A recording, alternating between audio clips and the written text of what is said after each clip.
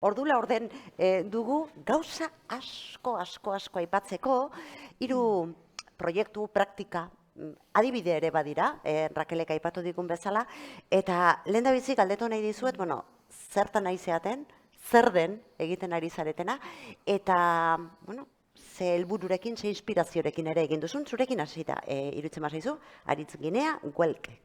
Bale, guk Googleeken egiten duguna da teknologia berritzaileen bitartez jarduera fisikoa sustatzea eta ohitura osasuntsuak sustatzea ere herrietara bideratuta edo enpresetara bideratuta. Eta horretan gabiz, teknologia berritzaileak ongizatera bideratuta. Nondik ze inspiraziorekin edo eredurik badago horretarako? Bueno, guk ditugu produktu desberdinak horretarako, eta, bueno, hasi zen dena unibertsitateko lanketa batetik, eta garatu dugu enpresa hortik.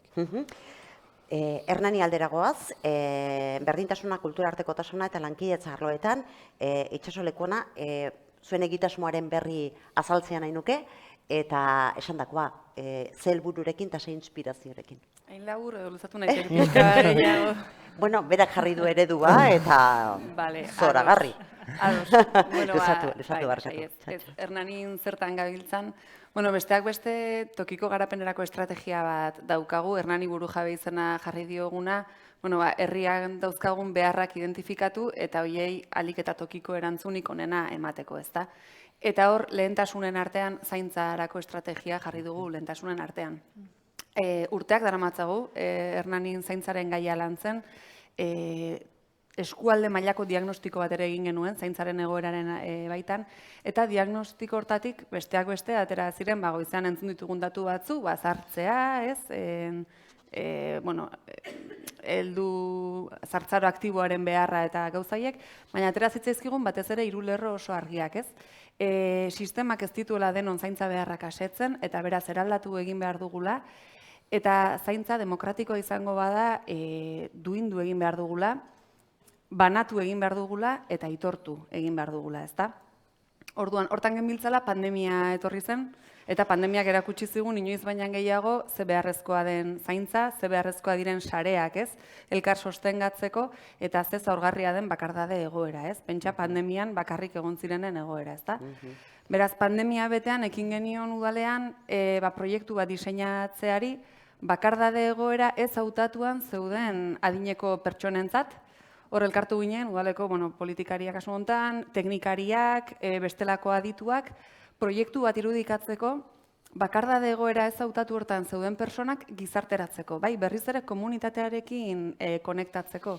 Hor dagoelako zaintzalanak banatzearen ardura, ez hau da, denoi dagokigu elkar zaintzea, gutxi batzuk ez ardura guztia hartzeko, ezta? Beraz hor badago asmo bat zaintza komunitarioa egitekoa, noski udalak duen arduratik, hor dago ardura publikoa ere bai, eta bereziki baita ere arreta jartzea zaintzen duten personaien kalidadean baita ere, ezta? Lan hori duintzean, ezta? Orduan, helburu horiek bete nahian sortu genuen auzo zaintza proiektua, gaur aurkeztera gentozena, dela, esan bezala, bakardade egoeran dauden personak bere komunidadearekin, auzoarekin kasu honetan konektatzeko proiektu bat, teknologia erabiltzen duena, baina hori nahi baduzu, gero aipatzen nahi duzu. Galdietzera ninduan, adimen artifiziala edo teknologiaren erabilera zertan datzan kasu honetan. Kasu honetan guk lehenbizi helburua da definitzen duguna, eta gero da, ze tresna dauzkagu helburu hori errazteko, ezta? Beraz, gislanek sortutako, garatutako herramienta bat erabiltzen dugu, datu gurutzaketa bat egiten du, zerbitzu sozialek dauzkaten datuekin, geolokalizatuz baita ere non dauden herrian bakarrik bizi diren pertsona horiek eta ze egoeratan dauden. Beraz, datu horiek eskuratu ditzakegu eta zuzenean joan gaitezke pertsona horiengana, programa honetan parte hartzeko eskaintzera, autua librea da, beraiekin eskaintzera parte hartzeko eta parte hartzera animatzen badira, sortzen dugu baita ere bere gertuko komunidadean auzozain figura bat, teknologia berrien bidez baita ere, zerbitzu sozialei edo programako hezitzaileei informazioa helarazi aldiena persona horren egoeraren inguruan. Beraz, nolabait, egiten dugu hori, ardura komunitario hori antolatu eta teknologia horren zerbitzura erabili. Tresna, helburu horren arabera zeatu. Eskerrik asko, aleginaren gatik ere bai. Etxelagun proiektuaren txanda olatz irulegi zertan den, Bai. zertan nahi zeaten, eta teknologiaren erabilerak nola laguntzen dion proiektuari. Oso ondo. Bai, eskerrik Bueno, asko. ni arkitektura eskolatik nator, Euskal Herriko Unibertsitatetik, eta etxelagun proiektuan, aurretikan komentatzen ari den perfil hori daukagu ardatz hartuta, eta aztertzen egon gera nola etxearen diseinuak, etxean ematen den egoerak nola eragin dezakeen bakardadearen sentsazioan. Alde batetik, bakarrik bizi den pertsona batek, segun eta zer nolako entornoa daukan, etxea, ez baldin badago ondo argitua, distribuzioak berak, egin dezake dana da pertsona horren bakardadea sakondu edo ondo eginda baldin badago, arindu egin dezake. Hori pertsonaren ikuspuntutikan, baina baita ere etxera bizitan etorri daitezkeen ikuspuntutik. Segurunik hemen gaina gazte asko dagoela, joango zineten noiz edo noiz igual amona edo osabaren baten etxera eta etxea berak ez dizuela animatzen bertara sarri joaten. Hori ere garrantzitsua da. Teknologiarekin erlazionatua, adimen artifizialak edo teknologia bai egin dezakeena da, bakarrik bizi den horren egunerokotasuna hobetu, inkluso segun eta ze teknologia dagoen beste komunitateko beste pertsona batzekin igual harremanetan jarri, adibidez, komentatu genuen horrela, badudela bideojokuak, pertsona adintuentzako edo pentsatuak, jartzen dituztenak lau pertsona musean jolasten, ezta? Badaude horrelako tresna batzuk, jendearen ongizatean eragin izan dezaketena. Pixkat hori izango litzateke. Erabilera ere askotarikoa, ez da nere lana, baina nik hor ikusten dut nik hor ikusten dut proiektu desberdinen artean uztardura, eta Raquel, zuri galdetu nahi dizut, hau entzundakoan, nun kokatzen dituzu, era honetako ekimenak erakutsi diguzun, sobizkor erakutsi diguzun ekosistema horretan, ze iradokitzen dizu hemen entzundakoak? Bueno, justu ere, biak daude baita ere ekosisteman barruan, eta deialdetik datozen proiektua dira, eta orduan ondo ezagutzen ditugunak, biak nik uste lehenago sartu aurretik aipatzen nahitu geha, bakardadearen fenomenoa guztiz lehentasunezko fenomeno bada, eta nik uste kasunetan biak kontutan duten gai badala, ez. Beraz, nik uste ikuspegi, hemen garrantzitsuena da azkenen ez da gola ikuspegi bakar bat, ez. Gaina, berez, sustatu beharko genukena da, ikuspegi orokor bat, holistiko bat, eta oso angulo ezberdinetatik eman ahal izan daitekena, ez? Bai, teknologia diferenteetatik, baina baita arlo eta esparru ezberdinetatik. Orduan, nik uste bi adibide, eta huelk ere, baina bi adibide importante dira ikusteko ere ze ikuspegi ezberdinetatik jorra dezakegun fenomeno bat kasu honetan, ez? Zure kasuan, hau entzundakoa, teknologiaren erabileraren adibide batzuk emango dizkigutzu? Bai, ez dudala saldu. Bai, guke adimen artifiziala erabiltzen dugu bi modutara, bi proiektu ditugu. Alde batetik daukagu proiektu bat martxan, non erabili ditugun oinarri zientifikoak parametrizatzeko eta digitalizatzeko gure inguruan ditugun jarduera fisikoak. Orduan, variable desberdinak kontuan hartuta, guk egiten duguna da erabiltzaileak dituen patologia kontuan hartuta eta erabiltzaile horrek dituen beharrak kontuan hartuta, pertsona horrek agian nahi ditu arratsaldean goizean edo eguerdian egin jarduerak, nahiago ditu pertsonekin egin jarduerak edo bakarrik. Orduan, variable desberdinak kontuan hartuta, gomendatzen dizkio algoritmoak beretzat egokienak izan daitezken inguruko jarduerak. Eta beste alde batetik, daukagu proiektu bat, guk ditugu jarduera fisikoaren inguruko datu asko. Nondik ibiltzen den jendeak korrika egiten, ze jarduera fisiko egiten diren gehiago, ze ordutan, ze egunetan, eta horrek ahalbidetzen diguna da, alde batetik, jakiteko zertan inbertitu gehiago, eta beste aldetik, ulertzeko lurraldeak beste modu batera, ez?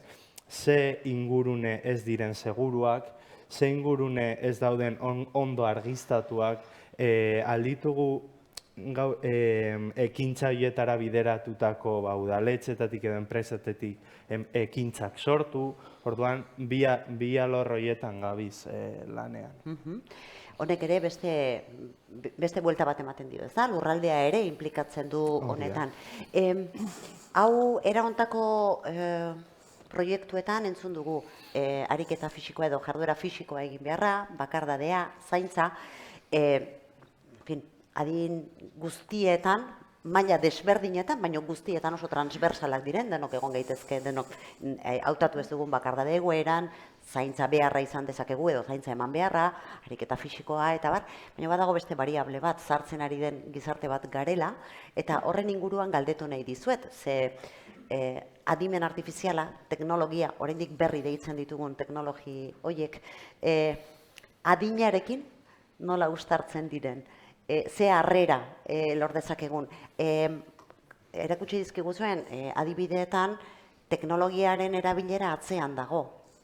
Ez dago erabiltzailearen hor, oztopo bat egon daiteke, transizio bat pentsatu daiteke adineko erabiltzaile gehiago izango garela kontuan izan da, prozesua laguntzeko, ez dakit nola ikusten duzuen.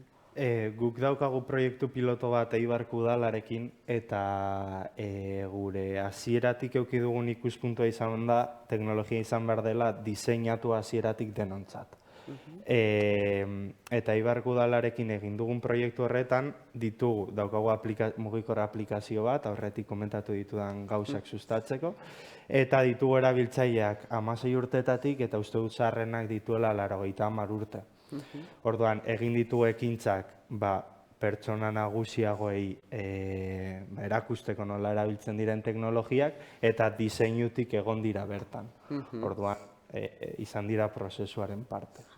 Ez dakit zuen kasuan planteatu den. Bai, gure kasuan esanet, azkenean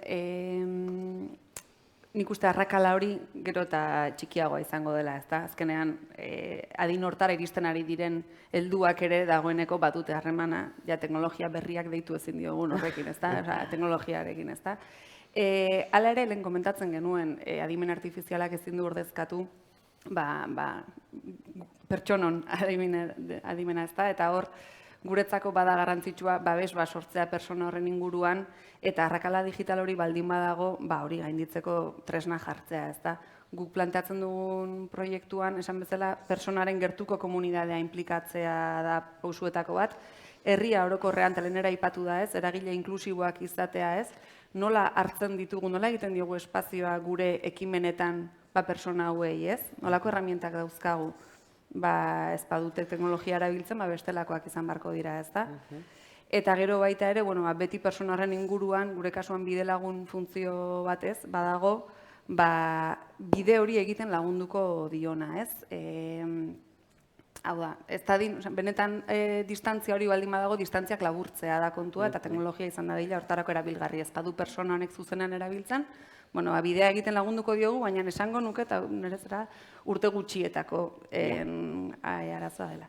Eta ipatu nahi nuke, lehen igual ez delako zehaztu, bide lagun izaten den hortan, guretza garrantzitsua esan duzu, Rakelek esan du ikuspegi holistiko hori ez, zaintzen dugun pertsonan jartzea fokua, baina zainduko duenan ere bai, eta gure kasuan bide lagun funtzioa betetzen dutenak, zaintza lanetan zebiltzan emakume migratuak direla, eta beraiekin ari garela egiten proiektu hontako bide lagun funtzio horren lanketa, ez da? Hor badago beste pausua, proiektu honek asko dauzkalako, zera asko, ardatza asko, eta bat da, zaintza lanetan dabiltzan emakume migratuen baldintzak nola hobetzen ditugun, aldi berean, ez? Bai, holistikoa, ez da? Eraginez. Zeuen kasuan, adin arrakala kontuan hartzen da, kontu behar da? Bai, Baina, hitz egiten dugunean adibidez adinduena, ez da, Rakele komentatu du bezala, 55 urtetik gorakoak dira. Ez dira 80 urtekoak edo, osea, da helduak, ez da, eta teknologiaren erabilera ere desberdina da, ez da, 55 urteko bat seguruenik lanean egongo dela oraindik, ez da. Guk bai etxelagun proiektuan inkesta batzu pasatu genituela, ea teknologia, zer motatako teknologia gustatuko litzaieken edukitzea etxean, bere egunerokotasuna hobetzeko, ez da, bai izan daitekela segurtasun aldetikan, ez da, igual eroritzen zarenean sensore bat egotea norbaiti alarma seinale bat bidaltzen diona, ez da, igual zerbait gertatu dena, eta orokorra izan zen, jendeak ez duela eduki nahi.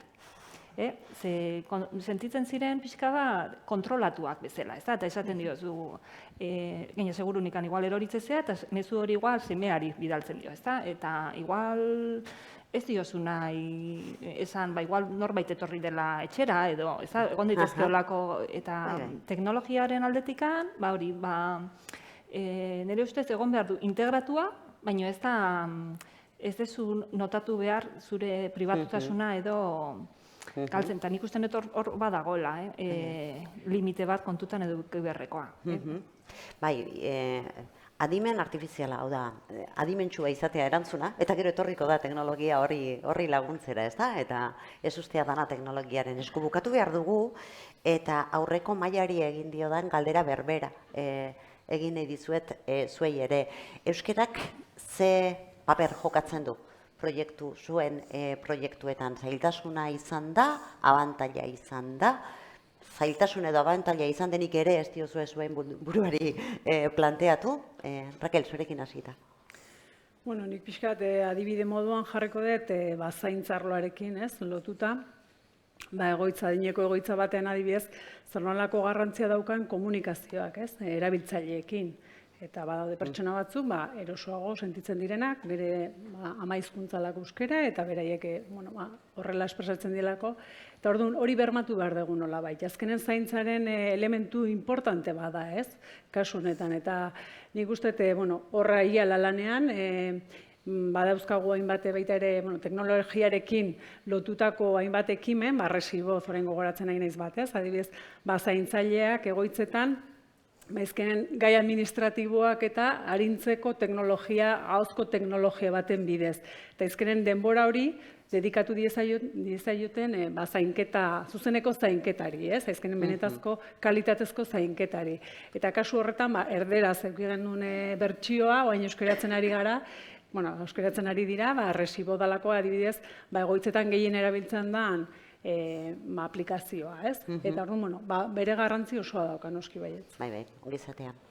Belk. Gure desberdintasunetako bat da gure zerbitzua dela tokikoa, ez? Beti saiatzen gara hemen egiten gure ekintzak, orduan. Guk ditugun produktuak beti ditugu bai euskeraz eta bai gaztelaniaz, eta komentatzen duzuna, ez dakiten pena bat edo, guk egiten ditugun ekintzetan, daude erronka desberdinak eta bar, eta ez dakiten pena edo, baina oraindik egin behar ditugu erronkak saiatzeko aplikazioak izaten euskeraz, eta hori bultzatzen, ez? Bai ikusten duguna da euskararen erabilera gure aplikazioan altua dela, baina oraindik egin behar ditugu ekintzak hori sustatzen. Garatzen jarraitzeko. Hori da. Itxaso, zuen kasuan? Gure kasuan gu ez gara enpresa bat, instituzio publiko bagara, beraz dagokigun arduratik, eta esango nuke gainera bereziki Hernaniko Udalaren hizkuntza politika dela nahiko ausarta, eta hizkuntza irizpideak txertatuta dauzkagula, baita ere, lizitazio eta pliegu eta barretan, lan egiten dugun enpresekin ere, euskaraz lan egiten dugulako, euskaraz funtzionatzen duen udala gara, kasu hontan ere auzozaintzaren bueltan gabiltzan enpresekin, izan Zabalduz kooperatiba, Gislanekin euskaraz funtzionatzen dugu, eta hori lehenesten dugu, hitzarmenetan, zalantzari gabe, eta proiektu honek bazuen hizkuntzarekin, Rakelek aipatu duen bezala ez, hartzaileen hizkuntza ohiturekin harremantzeko euskaraz zerbitzua eman beharraren baldintza, ezta? Aipatu dizuet emakume migratuen kooperatibarekin egiten dugula lanketa hau, eta bigarren helburu bat ere bazuen, nola euskaldundu emakume hauek, zaintza lanetan ari diren emakume hauek, ezta? Beraz, hitzarmenak jasotzen du emakume hauen langile hauen lan orduen 15% formaziorako dira eta lehentasunez orain euskaraz ikasten ari dira, ezta? Auzozaintza diseinatzen ari ginenean atera zen gaietako bat zen, ez? Karo, gu bagenekin zerbitzu hori euskaraz eman nahi genuela eta nola egin pertsona migratu hauekin eman nahi bagenuen, ez? Eta euskerak ez zuela izan behar gainditu beharreko langa bat, baizik arrapala bat izan behar zuela, ez? Planteatu beharrean baldintza bat bezala, bide bat planteatuko genuela, beraz, beraiekin ari gara lanean hasieratik, baina arrapala gisa planteatzen dugu beraien euskalduntze prozesua ere bai, ez? Ikuspegia txertatzea da. Eta etxe lagun proiektuaren kasuan? Bueno, guk lanaren emaitza nagusiena gidaliburu bat prestatu dugu, diseinu gidaliburu bat, EHUko argitalpen zerbitzutikan, webetikan deskargatu daitekena, eta erderaz eta euskeraz egin dugu. Horietako helburuetako bat da, arkitekturan ere, oinarrizko bibliografia gotea euskeraz, ikasleen artean ere terminologia eta kontzeptuak ere euskeraz badaudela ere zabaltzeko. Gainera, proiektua dago oso errotua Gipuzkoan, kontzeptu edo gauza asko daude Gipuzkoan bizi garen modura edo lotuak, eta nik uste dut horrek bai ematen diola balioa egindako testu liburuari. Horrekin amaituko nuke. Eskerrik asko. Lauoi zuen ekarpenengatik, ideiak emateagatik, seguru naiz, publikoaren artean egongo direnak, beren kuadernoan ez bakarrik hitzkakoak, ideiak edo apuntatu dituztenak, hauxe da azoka honen helburuetako bat. Harremanetan jartzea, denok ditugun beharrak batzuk eskaintzen dituzuen soluzioekin. Beraz, mila esker Lauoi, txalo eginez agurtuko ditugu, eskerrik asko.